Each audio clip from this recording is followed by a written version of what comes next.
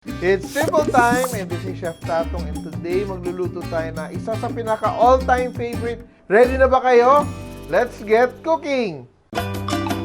Simpol, luto na ha.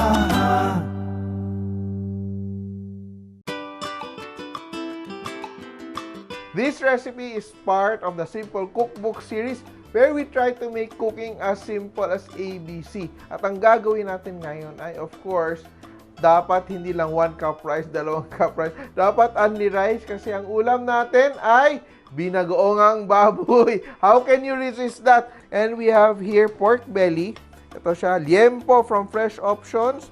May taba, then may meat. Ito, what we will do, we'll just season with dato puti soy sauce. Yan. Bakit may dato puti soy sauce? Ay para mag-brown siya ng mabilis. No?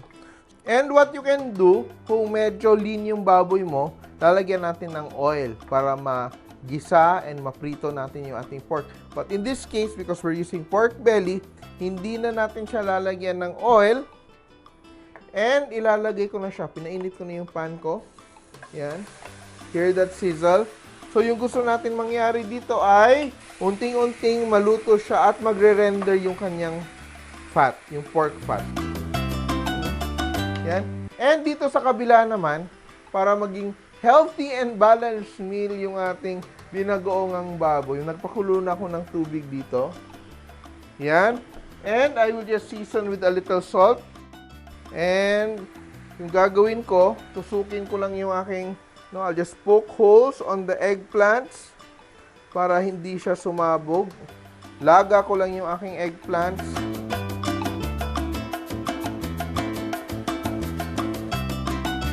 Cover the eggplants. And let's check our pork yolk. Look, oh, nakikita nyo, unti-unting nagre-render na yung kanyang fat. Ibig sabihin ng render ay lumalabas. No? Cook more hanggang magprito na siya sa kanyang sariling taba. Ayan.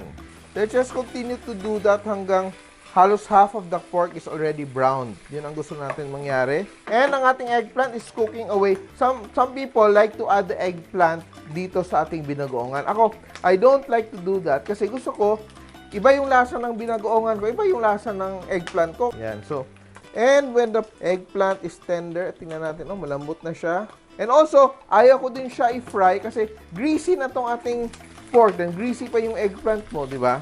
So, tatabi ko lang yung aking eggplant. It's cooked. It's tender. And we'll let it rest. And you can also do this to okra. You can do talbos ng kamote. And look at that, our pork. Ang ganda na nating pork. Look at that. So, if you're happy with the pork as it is, gagawin natin na yung next step. So, very easy. We're just using 1 pot for this. Dediretso ko na siya. From here, I will add my garlic. Of course, gusto natin yung bawang. And our onions. Gigisa na natin siya. Let's wait until our onions and our garlic is aromatic. And this is the time I will add my bagoong. So, I'm using fresh alamang. I'm not using the ginisa. Yung gamit ko yung raw na fermented na alamang. Pag hindi ka sure kung ano siya kaalat, it's best na i-rinse mo lang siya ng konti para sigurado kang hindi maging overly salty yung inyong binagoongan. So, that's around 1/4 cup of the fresh alamang. Remember, if you're using the ginisa, kasi sometimes yun ang meron sa bahay, i-adjust mo namin yung seasoning kasi some already matamis, some already maanghang, some already salty. So, adjust mo na lang. So, kaya tikman mo beforehand. So, ito, gigisa lang natin yung ating bagoong.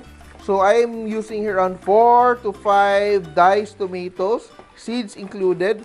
I'm just going to add it here. Gisa-gisa. And I will also add sugar. I don't want it to be sweet, ha. Yung gusto ko lang mag-balance yung flavor. So, yan. I add 1 to 2 tablespoons, depende sa'yo. Yan. And I will add 2 to 4 tablespoons of dato puti vinegar. So, ito siya yung nagiging kontra-umay natin because the pork is very rich and medyo, alam mo, may konting sweetness, may alat, and just to balance everything. lalagyan natin ng water. Yan. So, this is around a cup and a half of water. And we just let this cook. No? We will let this stew for siguro mga 30 minutes, 25 to 30 minutes until yung madurog na yung kamatis and the sauce thickens and it's now, the pork is so tender and super sarap niya. And tatakpan natin and let it cook. Let's check on it. Yan, nakikita natin durog na yung ating tomatoes. And what will we do now? We will add our siling pangsigang. I will put 5 kasi gusto kong maanghang yung aking binagoongan. What I will do, I will not cut them into pieces. I will just leave them whole. It's good enough. Cover it up again. Malapit na itong mag-evaporate yung aking sauce. But I want my chilies to be cooked.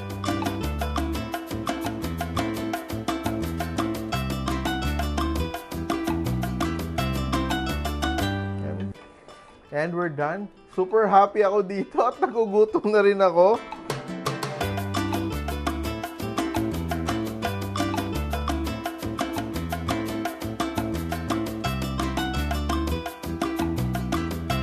Look at that, di ba? Sobrang nakakatakam. Pero ang perfect na side dish dito sa binagoong baboy, hindi talong, kundi kare-kare. May video din tayo, hanapin nyo. But for now, let's be happy kasi may masarap tayong binagoong baboy.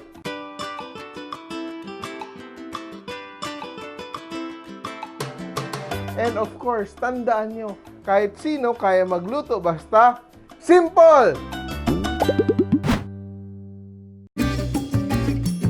Mga ka-simple, remember, loving is sharing. Kaya share this video and like nyo na rin. Kain muna ako. Bye!